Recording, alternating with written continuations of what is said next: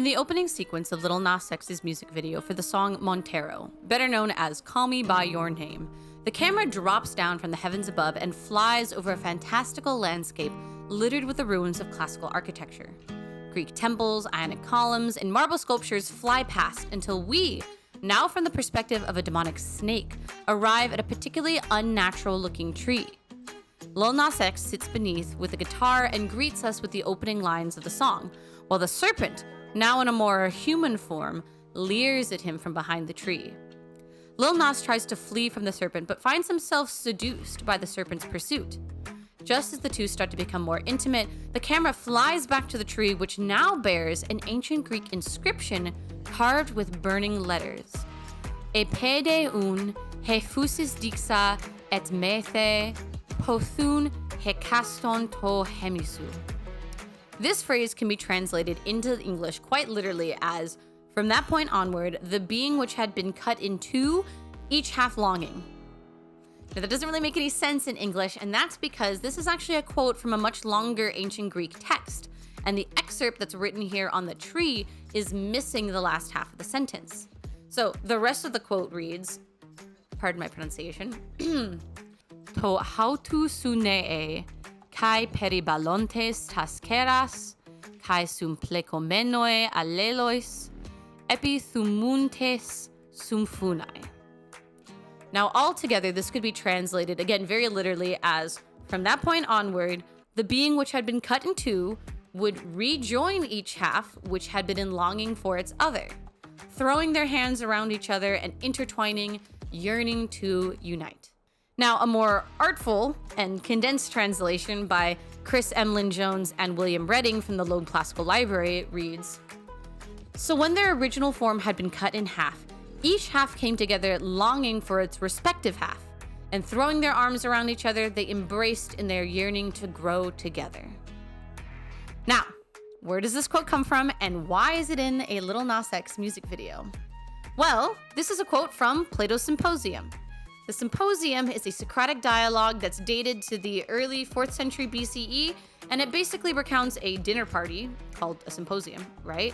That was attended by the philosopher Socrates and various other real historical, famous aristocrats and poets. As a sort of educated drinking game, the attendees each deliver a speech on the nature of Eros, the god of love and desire. Now, the quote we see on Lil Nas X's tree comes from the speech of Aristophanes, and Aristophanes, again, was a real historic comic playwright, right? He wrote comedies, and you can still go to the store and buy translated copies of these comedies, which I highly recommend because they are as funny today as they were 2,000 years ago. If any of you like the Greek god Dionysus, you need to do yourself a favor and read The Frogs. Not only is this really funny, but if you've ever seen these Tumblr posts, right? Or on Reddit, whatever, these quotes you see here, those are from The Frogs, okay? Go read it. Read it right now. Most people, if you took a classics intro class and you had to read some Aristophanes, you're probably going to read the Lysistrata, which is fine, but The Frogs is so much better. Anyway, so Aristophanes in true comic form tells an absurd and goofy story about how humankind was originally created as these double-formed beings with 4 arms and 4 legs, and in terms of sex, they were either male, female, or both. Now, Zeus feared that these creatures were too powerful, so he split them in half into 2 separate beings. But these newly divided beings still long to reunite with their other half, which explains why some people are homosexual and some people are heterosexual. So the beings, which were originally male only, became 2 human men who longed to find their other male half, whereas the beings which were only female became 2 human women who longed to find their other female half. And then the beings which were both male and female become 1 human man and 1 human woman who each desire their half from the opposite sex. This is all, I'm not just inferring this from the text, Aristophanes lays this all out, and he also shares some very funny prejudices he associates with people. He actually thinks that most heterosexual people are all adulterers, and actually the only true noble people are gay men. Anyway, it's not likely that Aristophanes actually believed in this very unique cosmology. This is, of course, Plato writing Aristophanes as a character. This dinner party probably never actually happened. It's just a framing device for Plato to write a philosophical dialogue. But it is still kind of a sweet and like early articulation of the idea of soulmates, right? Like according to Aristophanes, eros is the yearning you feel to find your other half, someone who makes you feel complete. And from a modern perspective, I feel like it's very reaffirming to see homosexuality discussed alongside heterosexuality in such an unstigmatized way. Like, yes, again, Aristophanes has this whole little like commentary on, you know, the tendencies of people, but like in this way, the way that the heterosexuality and homosexuality are presented as being like on this even playing field, that this is just a natural part, that people just naturally tend to experience attraction in this way. This little speech from the symposium is just one of many reasons why modern queer folks get so easily attached to ancient Greece and to Greek mythology as both a historical time and place and a sort of imaginary wonderland where queerness can be explored and expressed, which is exactly what Lil Nas X is doing in the Montero music video. Like, he's subverting biblical imagery by having Adam hanging out under the tree of knowledge in the Garden of Eden and then being seduced by the serpent instead of Eve. And he's intertwining this biblical imagery with classical allusions to playfully kind of express his queer identity. Like, not only do we have all those classical ruins, but this ancient Greek quote alluding to a text which famously affirms homosexual love and desire. So the divided being which longs for his other half is sort of this beautiful sentiment that's being paired in this portrayal of Adam and the serpent, right? Like, both of them are played by Lil Nas X.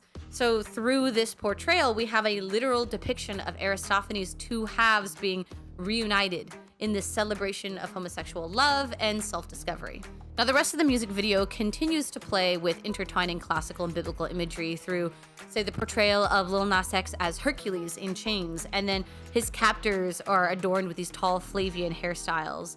And then, of course, his pole dancing descent straight into hell. That's a catabasis right there. But this has been just a brief introduction to how this music video operates as a work of classical reception. And if you're interested in learning more, I've linked some blog posts and podcasts by classicists about this music video in the description below. All right, so hello everyone, I'm Sierra. I use she, her pronouns, and I go by SquirrelCoded on social media because apparently, according to my fiance, I have some very squirrel-like mannerisms. So the idea, like SquirrelCoded, it's like I'm coded as a squirrel. You know, I've never really been good at coming up with my own usernames. Anyway, over the next few minutes, I'm going to introduce myself, my educational background, and then what I'm doing on this channel, which is exploring various works of classical reception. If you don't know what classical reception is, hang tight, because I'm going to get there in just a minute. But if you frequently think about the Roman Empire, if you had a Greek mythology phase as a kid, then stick around because I think this is the channel for you. So I currently work as a mobile educator for the Los Angeles County Museum of Art, which is better known as LACMA, and I have 2 degrees in classics. One is a BA I got from the University of California, Berkeley in 2017. The other is an MA I got from the University of Colorado, Boulder in 2020. Now, technically, neither of those degrees are like traditional classics degrees because I didn't focus on the classical languages of ancient Greek and Latin, you know, and the literature that's written in those languages. Instead, I was trained in ancient Mediterranean archaeology and art history. So I've spent 4 summers excavating in Greece, mostly with the Athenian Agora excavations, which are run by the American School of Classical Studies at Athens. And I also did a graduate internship in the curatorial department of the Getty Villa Museum. And for the record, I have studied ancient Greek and Latin. Like, I did a whole post-baccalaureate program at UC Davis, entirely focusing on ancient Greek and Latin, okay? Like, I've done my time. I put in the hours. I'm just generally more interested in art and what we in the field call material culture. So that's my background, those are my credentials, but my real research interest is in classical reception. Now, I mentioned this term earlier, I've used it a few times. That whole introductory part of the video about Lil Nas X was my way of sort of giving a quick demonstration on how classical reception studies works.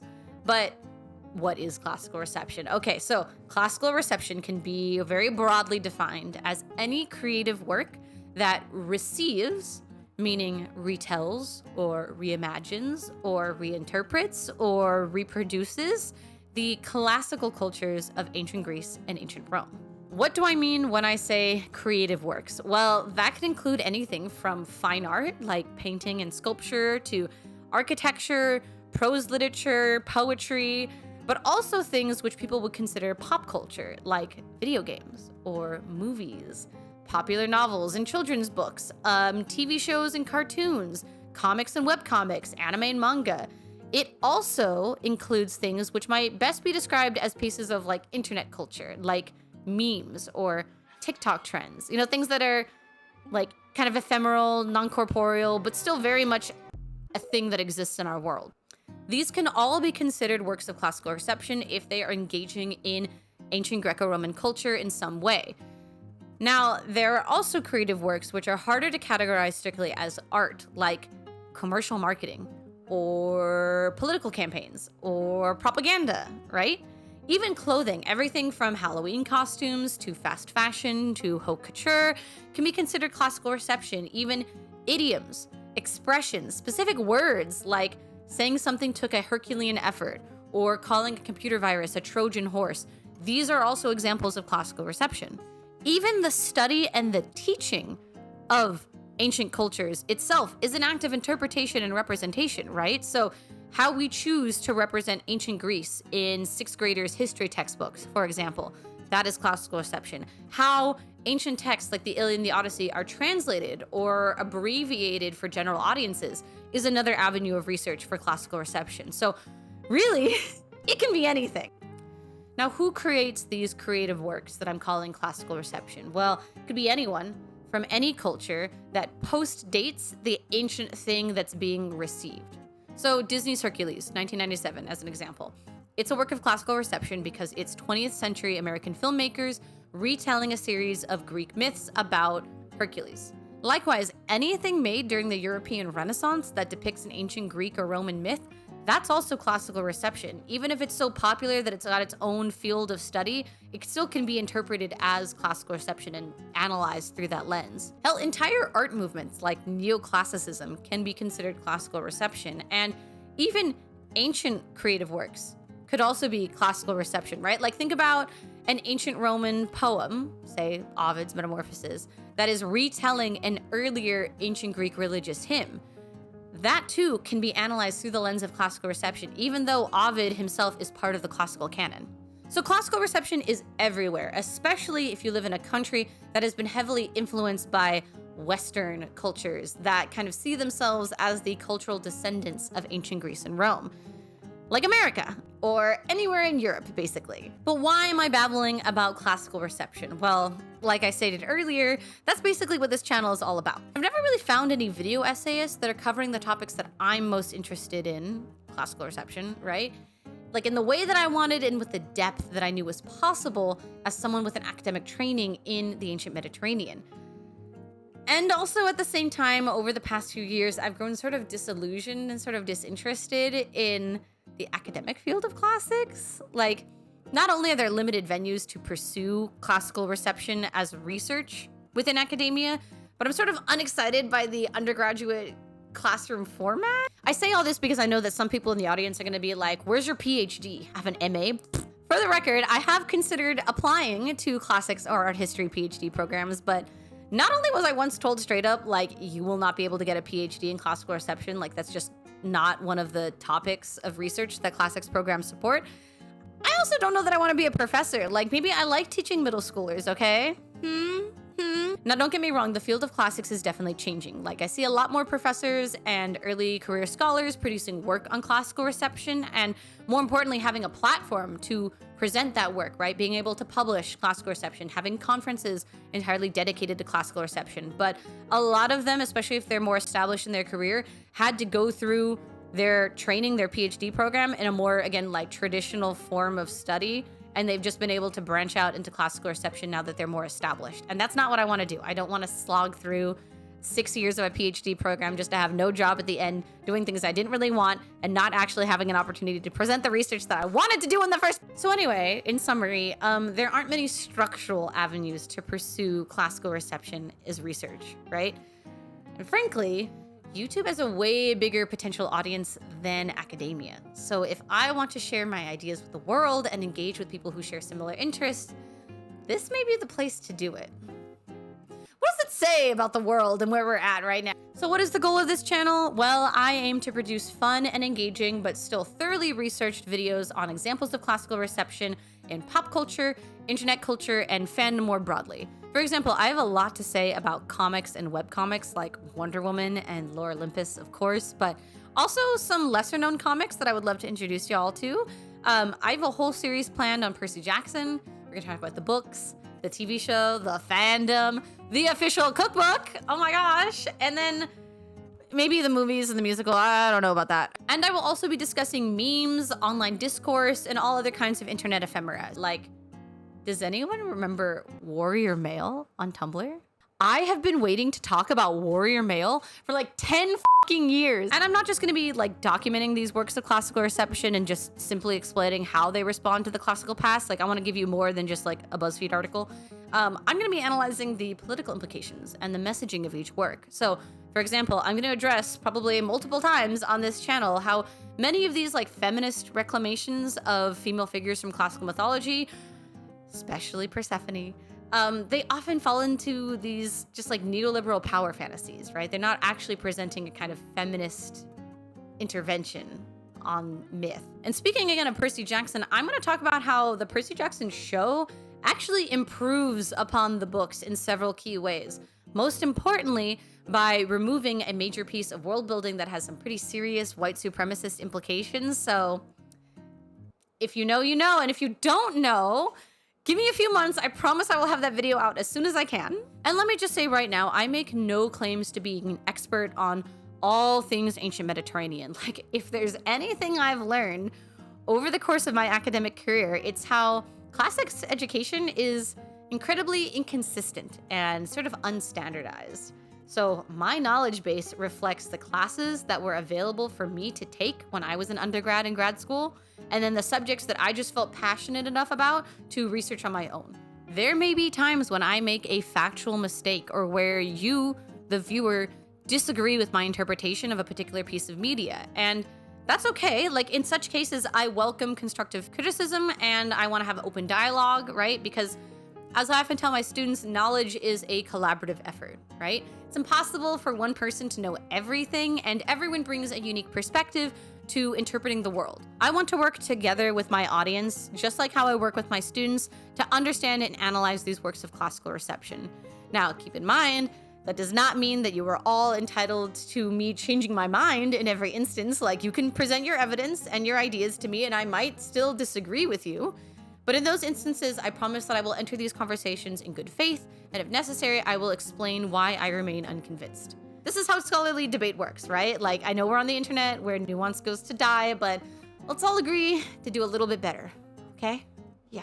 So bearing all this contextual info in mind, my very first video essay, which you can go watch right now, it's already up, is an exploration of Wonder Woman Historia, a comic miniseries which reimagines the birth of the Amazons as the Greek goddesses' response to historical misogyny in the ancient world. It's a cool concept, but as you'll see, the comic's way of representing historical misogyny is a little flawed, and then the type of feminism it's advancing is kind of fraught. So if this all sounds interesting to you, stick around and give my videos a chance. I still have an actual job I have to devote most of my time to, but I'll try to post something every month or so. I post video announcements on my Twitter and my Instagram, though be warned that if you follow me on Insta, you're probably mostly gonna end up seeing my cosplay. But if you have some ideas that you'd like me to cover in a future video, like examples of classical reception, please feel free to share them in the comments below. I'm always on the lookout for other works of classical reception that I just haven't been exposed to yet. And I think that's it. So I'm excited to embark on this YouTube journey with you all. Hopefully it won't be too cringe.